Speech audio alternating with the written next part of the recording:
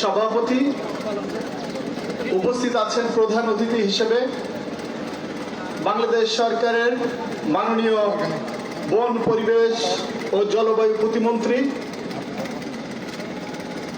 শ্রদ্ধাভাজন বড় ভাই ডক্টর শেখ ফরিদুল ইসলাম সাহেব। উপস্থিত আছেন সম্মানিত জেলা প্রশাসক, জেলা পুলিশ সুপার সহ প্রশাসনের বিভিন্ন পর্যায়ের কর্মকর্তাবৃন্দ। আমার সামনে উপস্থিত শ্যামনগরের বিভিন্ন স্তরে বানবাসী মানুষের মুখপাত্রবৃন্দ, আমার মা ও বোনেরা, আসসালামু আলাইকুম ওয়া রাহমাতুল্লাহি ওয়া বারাকাতুহু। আমি ক্ষমা চেয়ে নিচ্ছি, উপস্থিত আছেন অত্র নির্বাচনী এলাকা থেকে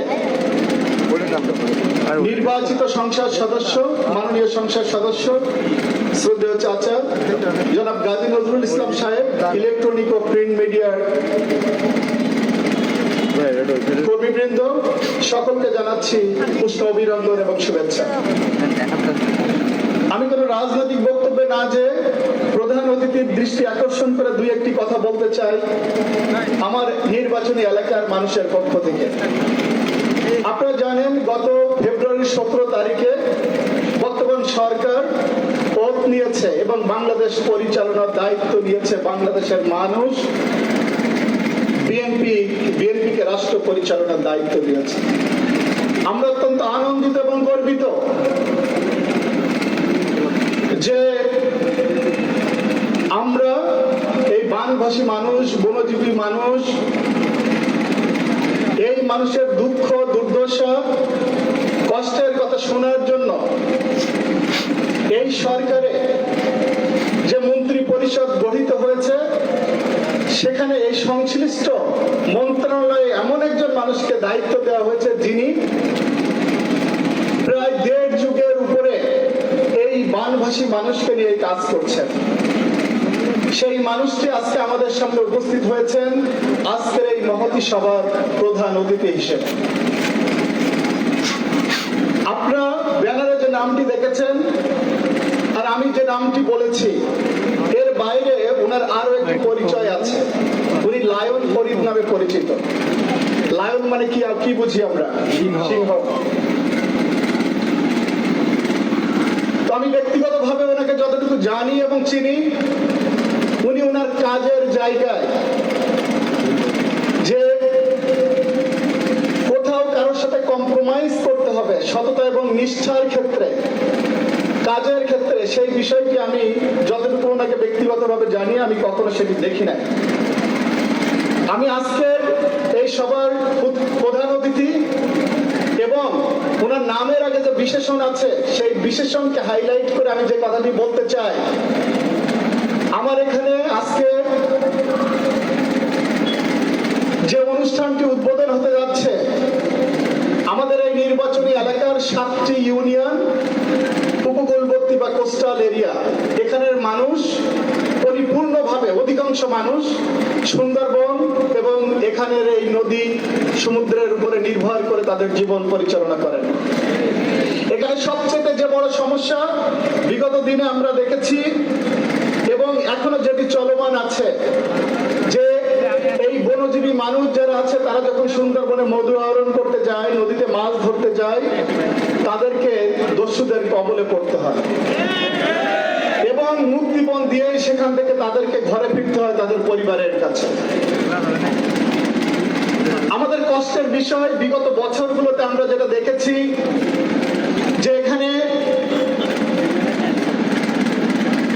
বন বিভাগ আজকের অনুষ্ঠানটি আয়োজন করেছে। আপনারা কষ্ট নেবেন না, আমি গত 2-3 দিন ওনাদের সাথে যতটুকু কাজ করার সুযোগ পেয়েছি, ওনাদের কাছে আসার সুযোগ পেয়েছি এবং বিগত দিনে নির্বাচনকালীন সময়ে আমি এলাকায় ঘুরে যেটা দেখেছি এবং ভুক্তভোগীদের কাছে যেটা শুনেছি, রাজনৈতিক ভাবে একটা বড় সিন্ডিকেট এই সুন্দরবনের দস্যুদেরকে নিয়ন্ত্রণ করতে এবং খুব শক্ত অভিযোগ আছে, বন বিভাগের একটা বড় অংশ এই বনদস্যু যারা আছে তাদের পৃষ্ঠপোষকতা করে রাজনৈতিক সাথে সংশ্লিষ্ট হয়ে।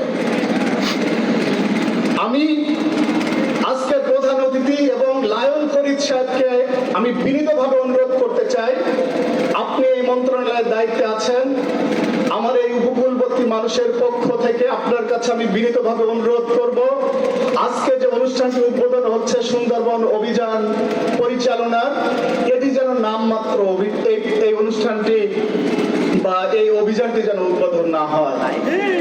এটি যেন সুন্দরবনকে দস্যুমুক্ত করার জন্য, দস্যুদেরকে সমূলে উৎপাদন করার জন্য আপনার মনে থাকার কথা 2003 সালে আমাদের সদ্য প্রয়াত আমাদের নেত্রী, আমাদের মা, সাবেক প্রধানমন্ত্রী দেশনেত্রী Begum Khaleda Zia operation clean heart করেছিলেন বাংলাদেশকে সন্ত্রাস মুক্ত করার জন্য। যদি সুন্দরবনকে দস্যুমুক্ত করার জন্য সরকারকে তেমন ধরনের কোন কঠিন সিদ্ধান্ত নিতে হয়, আপনার কাছে আমি অনুরোধ জানাতে চাই, আপনি যেহেতু দায়িত্বপ্রাপ্ত মন্ত্রী, আপনি প্রয়োজন যদি হয় মাননীয় প্রধানমন্ত্রীর সাথে আলোচনা করে সেই ধরনের পদক্ষেপ নেওয়ার প্রয়োজন হলে সেটাও আপনাকে নিতে হবে, কিন্তু সুন্দরবনকে দস্যুমুক্ত করতে হবে। সাথে সাথে বন বিভাগের যে কর্মকর্তারা, কর্মচারীরা অর্থের বিনিময়ে এই জেলে বাউলি মোয়ালদেরকে জিম্মি করে, তাদের বিরুদ্ধে কঠোর ব্যবস্থা নিতে হবে। আমি এই বানভাসী মানুষের পক্ষ থেকে আপনাকে বিনয়ের সাথে অনুরোধ করতে চাই যে এই সুন্দরবনের যারা জেলে আছে, বাউলি আছে, আপনার মন্ত্রণালয় থেকে তাদের পূর্ণ দায়িত্ব আপনি নিবেন, আপনার মন্ত্রণালয় নিবে, এই আবেদনটি আমি আপনার কাছে রাখতে চাই। এই সুন্দরবন কেটে উজাড় করে দিচ্ছে ওই যে দস্যু যাদেরকে বলি, তারাই বনটাকে উজাড় করে দিচ্ছে, কিন্তু আমরা জানি এই সুন্দরবন এই উপকূলবর্তী এলাকাকে বাঁচিয়ে রেখেছে। সুন্দরবনকে আমরা, এই উপকূলের মানুষ অনেকে আমরা মা বলে অভিহিত করি। এই সুন্দরবনের ঘনত্ব বাড়াতে আমি যেটা জানি, আমাদের দলের এবং সরকারের যে ম্যানিফেস্টো আছে যে সারা বাংলাদেশে ব্যাপক সংখ্যক বৃক্ষরোপণের সাথে সাথে আমার অনুরোধ থাকবে সুন্দরবনের ঘনত্ব বাড়ানোর জন্য আপনাদের কর্মসূচির মধ্যে সেটিও গ্রহণ করবেন। সাথে সাথে বড় একটি দুর্বিষহ ব্যাপার, যেটা হলো বছরের 3 মাস, পরবর্তীতে 2 মাস বনে প্রবেশের নিষেধাজ্ঞা থাকে।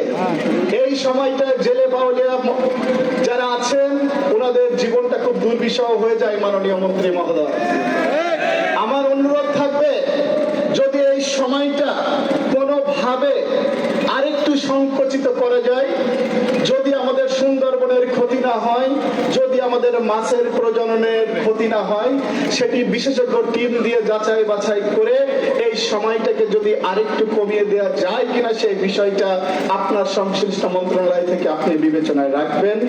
সাথে সাথে যে সময়টা সুন্দরবনে নিষেধাজ্ঞা থাকবে সেই সময়টা এই জেলে বাউলি মাওলিদের দায়িত্ব আপনার মন্ত্রণালয়কে নেয়ার জন্য বিনীতভাবে আমি অনুরোধ জানাচ্ছি। আরেকটি কথা বলে আমি শেষ করব। আজকে অনেকে অবাক হয়েছেন, সকালে ব্যানার দেখে আমাকে অনেকে প্রশ্ন করেছেন, ভাই জামাত আর বিএনপি আপনারা একসাথে উঠেছেন? হ্যাঁ, আমরা একসাথে উঠেছি। আমাদের মাননীয় মন্ত্রী মহোদয়, আমাদের সিনিয়র নেতৃবৃন্দ আমরা এক মঞ্চে উঠেছি। কেন জানেন? আপনাদের জন্য, এই শ্যামনগরের মানুষের উন্নয়নের জন্য। আমার যেমন ব্যক্তিগতভাবে আমার দলের ম্যানিফেস্টোর বাইরে আমার 12টি প্রতিশ্রুতি ছিল, আমি আপনাদেরকে আশ্বস্ত করতে পারি ইনশাআল্লাহ আগামী 5 বছরে প্রত্যেকটি প্রতিশ্রুতি বাস্তবায়নের জন্য আমরা কাজ করব। আমি নিজে কাজ করব এবং শ্যামনগরের উন্নয়নের জন্য যতবার এমপি মহোদয় এবং আমাকে একসাথে কাজ করতে হয় সে ব্যাপারে আমাদের দ্বিমত থাকবে না, কিন্তু ঝগড়া বিবাদ যেটা হয় সেটা রাজনৈতিক মঞ্চে হবে। আপনাদের সকলকে ধন্যবাদ এবং কৃতজ্ঞতা জানিয়ে সাথে সাথে মাননীয় প্রতিমন্ত্রী মহোদয়কে আমার এই শ্যামনগরের উপকূলবর্তী জেলে বাউলি মাওলিয়াদের পক্ষ থেকে উষ্ণ অভিনন্দন জানাচ্ছি এবং ভগ্ন হৃদয়ে অভিনন্দন জানাচ্ছি। এই কারণে যত প্রত্যাশা আমরা করেছি সেই প্রত্যাশা যদি বাস্তবায়িত হয়, আপনি যেভাবে পরিচিত লায়ন ফরিদ হিসেবে, আমরা চাই আপনার এই আগমনটা যেন আগামী দিনে আমাদের জন্য সম্মানের হয় এবং আমরা বলতে পারি যে বাগেরহাট থেকে লায়ন ফরিদ সাহেব এসেছিলেন আমাদের প্রতিমন্ত্রী মহোদয়। আমরা যত দাবি করেছি সেই দাবিগুলো প্রত্যেকটি দাবি জেলে মাওয়ালি এবং বাউলিয়াদের প্রত্যেকটি দাবি বাস্তবায়নের জন্য তিনি কাজ করছেন এবং আগামী দিনে আপনি কাজ করে আপনার নামের যথার্থ সম্মান আপনি রাখবেন এবং সেটি রাখতে আপনি পদক্ষেপ গ্রহণ করবেন এই প্রত্যাশা নিয়ে এবং আগামী দিনে যে ভগ্ন হৃদয়ে যেন আপনাকে আর শুভেচ্ছা না জানাতে হয় সেই প্রত্যাশা নিয়ে আমি আমার কথা এখানে শেষ করছি। আসসালামু আলাইকুম ওয়া রাহমাতুল্লাহি ওয়া বারাকাতুহু।